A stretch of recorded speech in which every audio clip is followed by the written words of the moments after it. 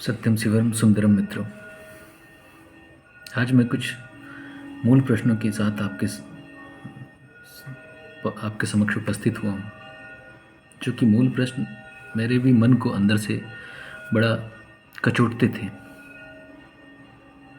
एक पीड़ा सी रहती थी चीज़ों को जानने के लिए, जिसको आप कह सकते हैं कि वो आध्यात्मिक पीड़ा।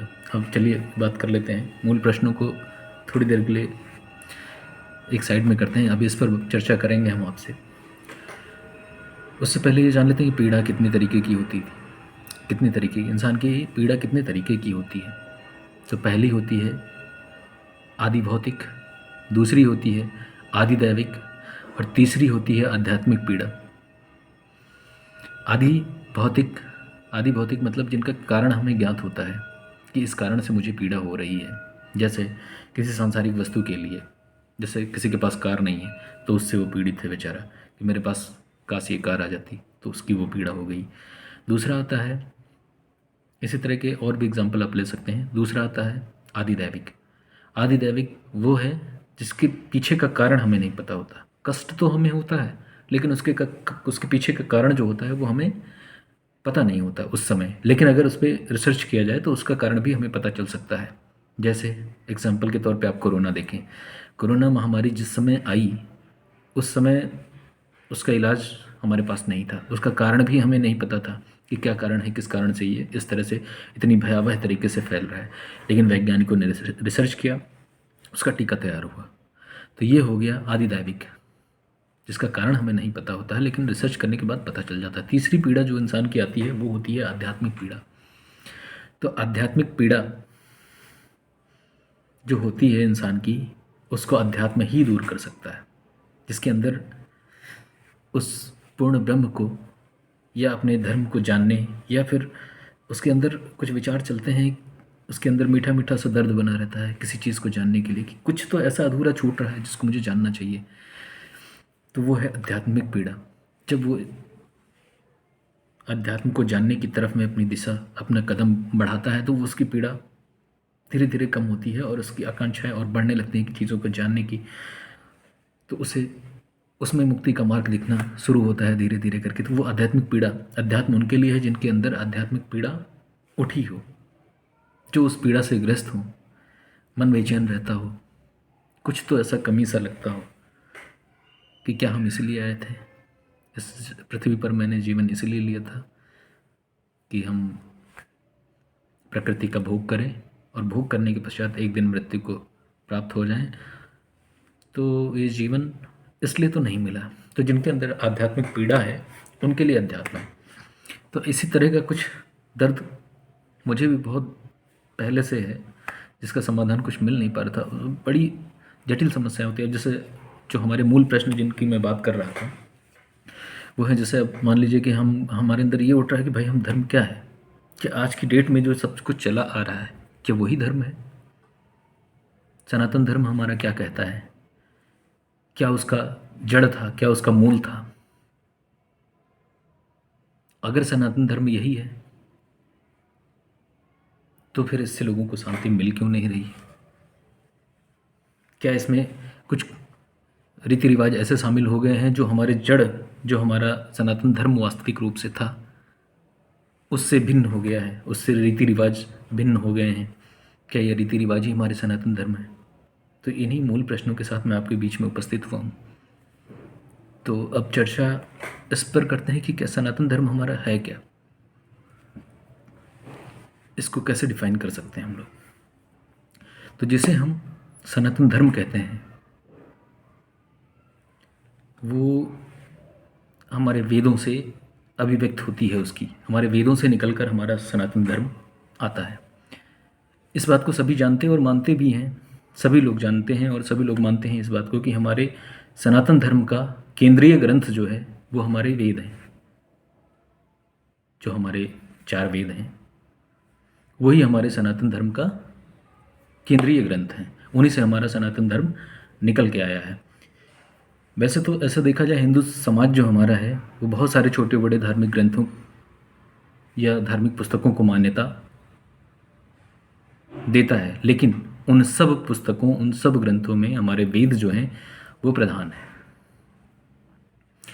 अगर इसकी स्पष्ट परिभाषा अगर देखनी हो, अगर क्या इससे हम लोग क्या समझ सकते हैं, तो ऐसा इसको समझा जा सकता है कि जो हमारे वेदों को मानता है वो तो आस्तिक होता है, जो हमारे वेदों को नहीं मानता है वो नास्तिक होता है, उसी को हम नास्तिक कहते हैं।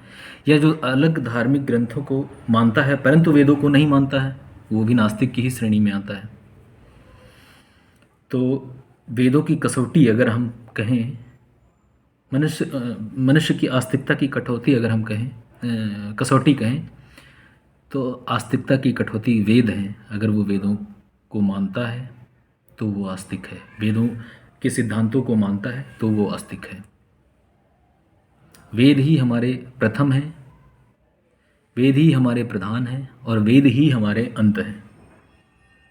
इस तरह से पहले प्रश्न का उत्तर हमें स्पष्ट हो रहा है कि दरअसल सनातन धर्म ही वैदिक धर्म है।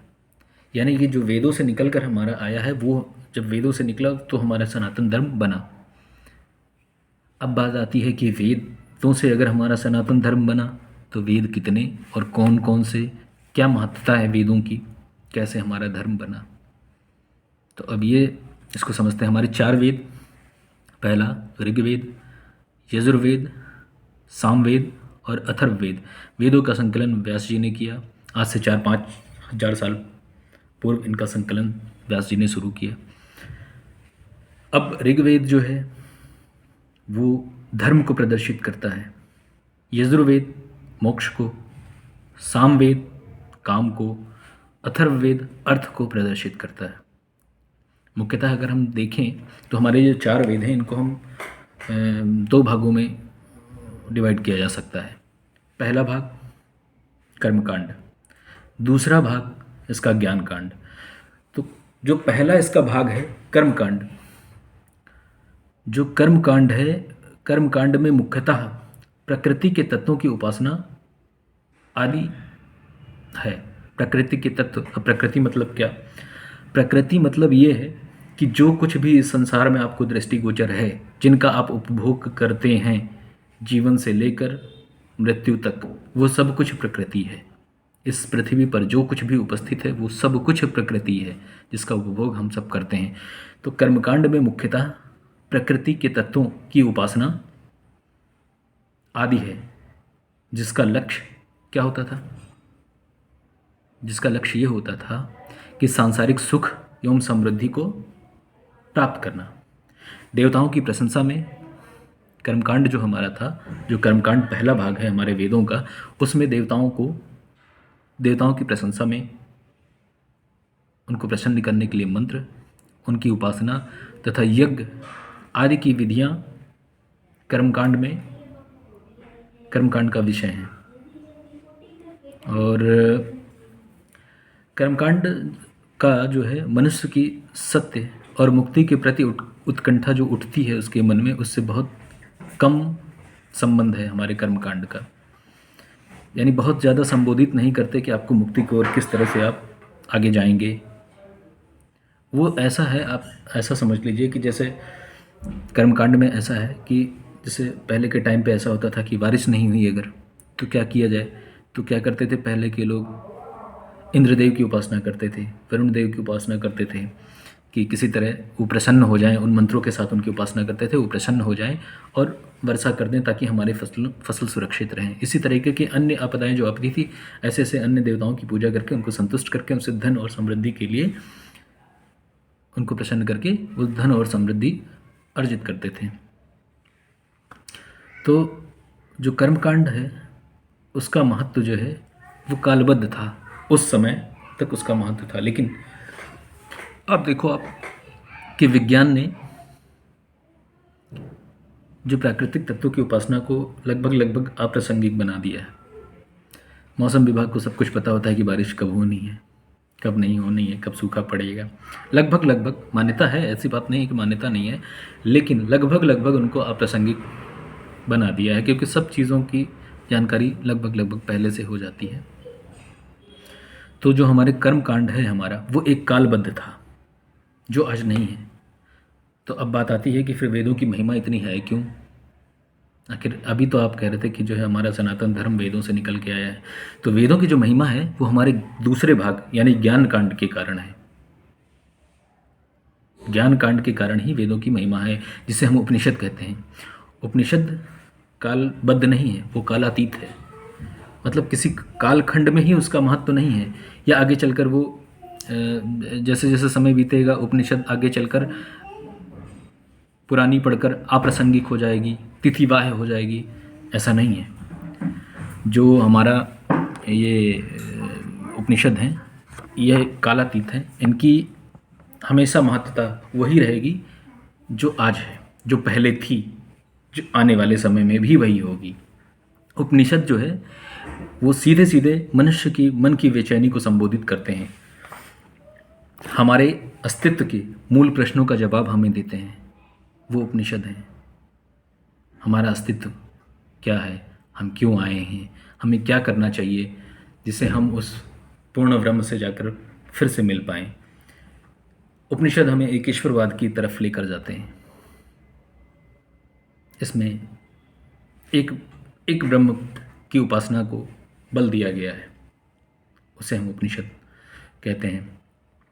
उपनिषद ऐसा है जो हमारे बंधनों, हमारे मन के बंधनों को मुक्त कराकर या उनका बोध कराकर हमें भक्ति और मुक्ति के मार्ग की तरफ प्रेरित करते हैं। तो जब तक इस पृथ्वी पर मनुष्य है तब तक उसके मन में बंधन उपस्थित रहेंगे, और जब तक उसके मन में बंधन है तो उनको काटने के लिए उपनिषदों की आवश्यकता होती रहेगी। तो जब तक मनुष्य है तब तक उपनिषद अप्रासंगिक कभी हो ही नहीं सकते।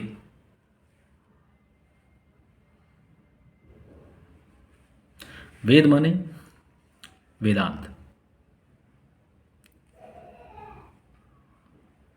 जो उपनिषद है, जो ज्ञान कांड है, उसी को हम वेदांत भी कहते हैं।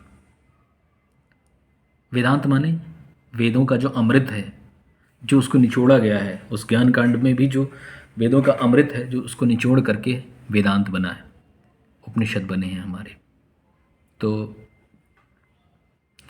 जो हमारे उपनिषद हैं उनके महत्ता तुलनात्मक रूप से बहुत अधिक है, जो ज्ञान कांड है उससे तुलनात्मक रूप से बहुत अधिक है। तो अब फिर प्रश्न आता है कि भाई अगर ठीक है वेद ही सब कुछ है, तो हमारे जो अन्य ग्रंथ हैं जैसे पुराण हैं, अन्य धार्मिक पुस्तकें हैं, उनका क्या स्थान है, वो कहाँ पर लाई करते हैं? तो आप उनको ऐसे समझें कि जिस हद तक, जिस सीमा तक हमारे ग्रंथ, हमारी धार्मिक पुस्तकें वेदांत के सिद्धांतों को मानते हैं, उनका अनुगमन करते हैं, उस सीमा तक हमें उन धार्मिक ग्रंथों, उन धार्मिक पुस्तकों को मान्यता देनी चाहिए, उनको स्वीकार करना चाहिए। कई धार्मिक ग्रंथों में, कई पुराणों में बहुत कुछ ऐसा है जो सीधे सीधे वेदांत के विरुद्ध है, तो उन पुस्तकों को, उन पुराणों के उस भाग को मान्यता नहीं देनी चाहिए, उसको अस्वीकार कर देना चाहिए। देखिए, सत्य जो है वो दो नहीं हो सकते। कोई भी धर्म 2, 4, 100, 1000, 2000 सत्य को लेकर एक साथ नहीं चल सकता। अगर वो इन इतने सारे सत्य को एक साथ लेकर चलेगा तो बलहीन और विक्षिप्त ही रहेगा। अधिकांशतः हम देखते हैं हिंदू धर्म में आज के समय में हिंदू धर्म में बहुत सारे अज्ञान से भरी मान्यताएं, अंधकार, अर्थहीन, लाभहीन परंपराएं आदि व्याप्त है। आज के समय में बहुत सारी ये सब मान्यताएं जो है व्याप्त हैं।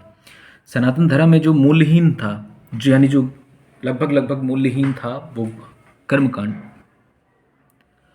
उसका त्याग करके ही हिंदू धर्म से ही, सनातन धर्म से ही बुद्ध, जैन, सिख आदि धाराएं खड़ी हो गई। अब सोचिए कितना विस्तृत था हमारा सनातन धर्म, लेकिन हमारे इन कुरीतियों की वजह से जैसे जैसे समय बीता, अब आप सोचो कि 4-5 हज़ार साल पहले वो वेदों का संकलन हुआ, उससे पहले लिखे गए थे, उनका संकलन व्यास जी ने किया। धीरे धीरे जैसे जैसे समय बीता, जैसे कोई चीज़ आप रख दीजिए तो उस पर धूल की परत जमती जाती है। तो ऐसे ही हमारे देश में जब वेदों का संकलन हुआ, वेद थे हमारे पास, कई बाहरी शक्तियों का आक्रमण हुआ हमारे देश पे, उन सब का जो प्रभाव पड़ा, ऐसे धीरे धीरे धीरे धीरे धीरे धीरे करते करते करते करते धूल की एक मोटी परत जम गई है हमारे जो है हमारे जड़ पे। जो हमारे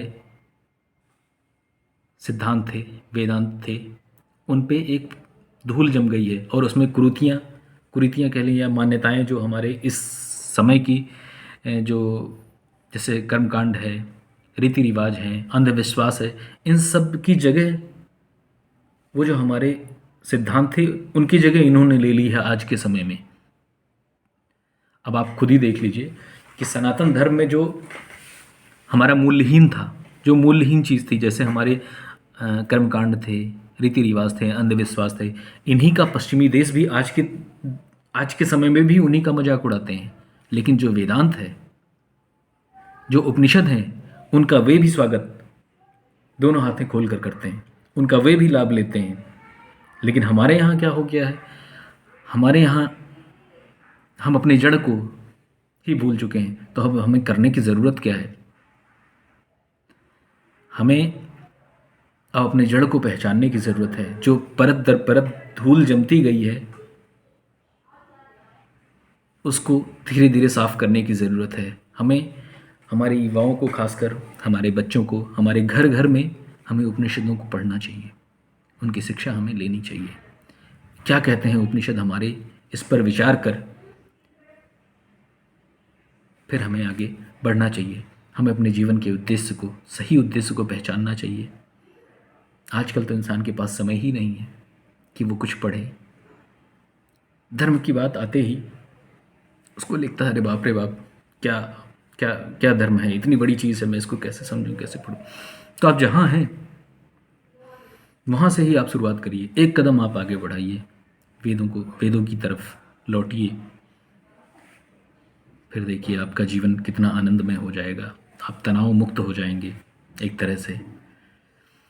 तो मेरे अंदर जो ये आध्यात्मिक मेरी पीड़ा थी कि मेरा धर्म क्या है, धर्म कहाँ से आया, इसकी क्या मान्यता है, इसकी क्या महत्ता है, इसमें क्या क्या है, तो वो पीड़ा लगभग मेरी अब मुझे थोड़ा सा सुकून मिल रहा है इस चीज़ को।